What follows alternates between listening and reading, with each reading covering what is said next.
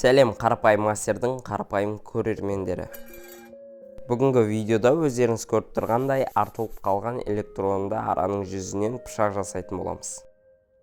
Менің келіп дәл осы темірді таңдағанымның себебі бұл алмазный диск дейді. Яғни ағаш кесетін болған соң бұл темірдің материалы өте мықты болады. Сондықтан пышаққа жарамды деп ойлаймын. Енді біз дәл осы жүзімізге өзіміздің пышағымыздың өрнегін салып алдық және жақсылап бір ауыр нәрсеге бекітеміз. Қауіпсіздік ережесін сақтаймыз да болгаркамен кесіп шығамыз.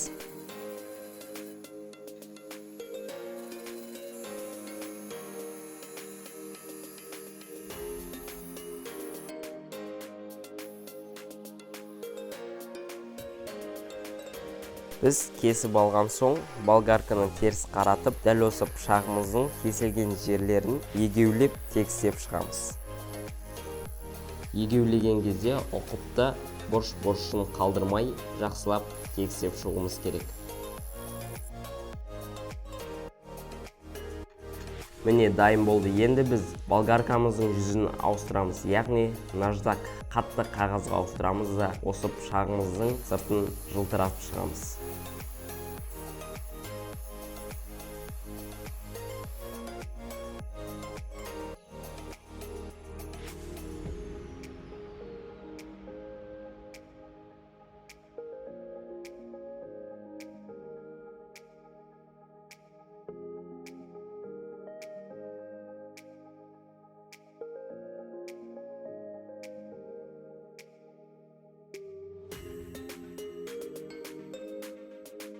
Пышағымызды жақсылап тұрып жылтырлаттық. Енді жүзіне кірісетін болсақ, кішкене қиғаштатып екі бетінде өткірлеп шығамыз.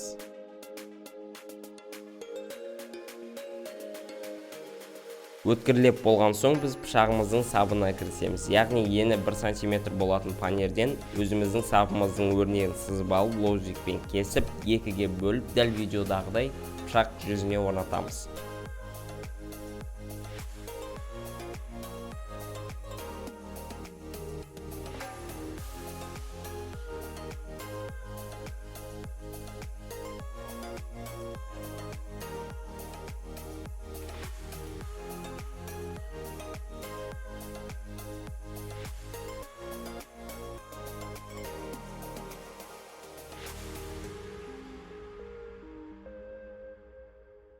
Сосын бізге дәл осындай қатырғыштар керек болады. Яғни пышақтың сабы мен пышақтың жүзін бір-біріне қатырамыз.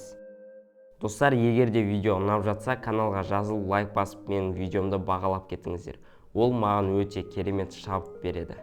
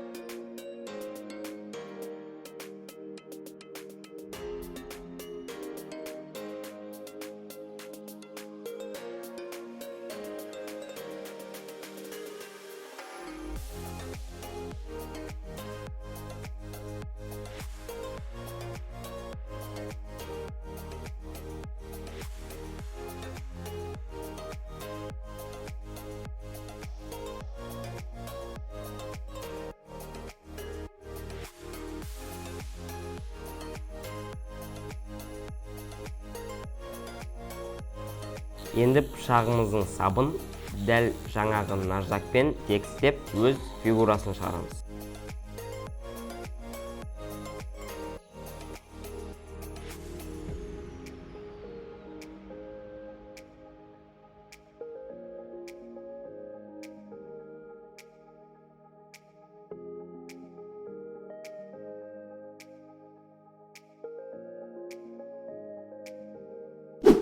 Достар, пышағымыз дайын десек те болады. Енді біз мастерскойымызға кіріп, кез келген қою ағашқа арналған желімізді осы екі сабының біріккен жеріне жағып шығуымыз керек.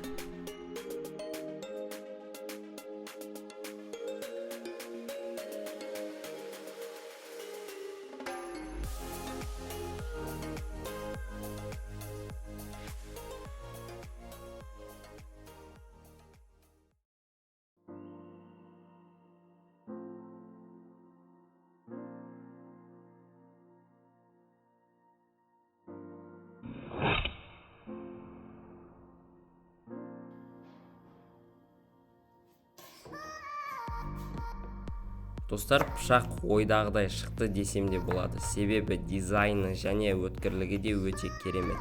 Темірдің сапасы да жақсы.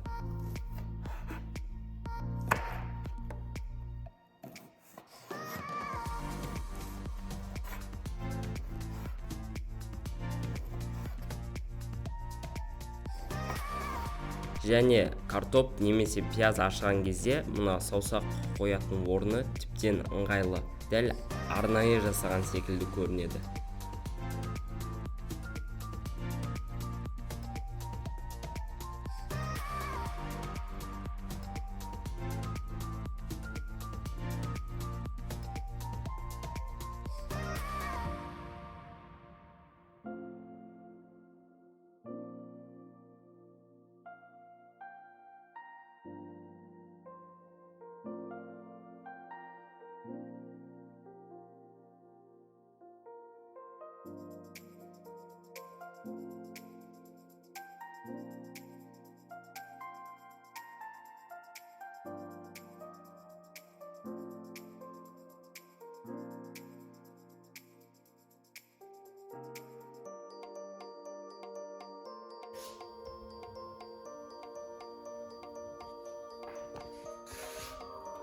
Достар, видео ұнаса лайк басып каналға тіркеліп кетіңіздер. Және егер де өздеріңіздің ойларыңыз болса, комментарий жазып кетіңіздер. Келесі дәл осындай керемет видеода кездескенше сау болыңыздар.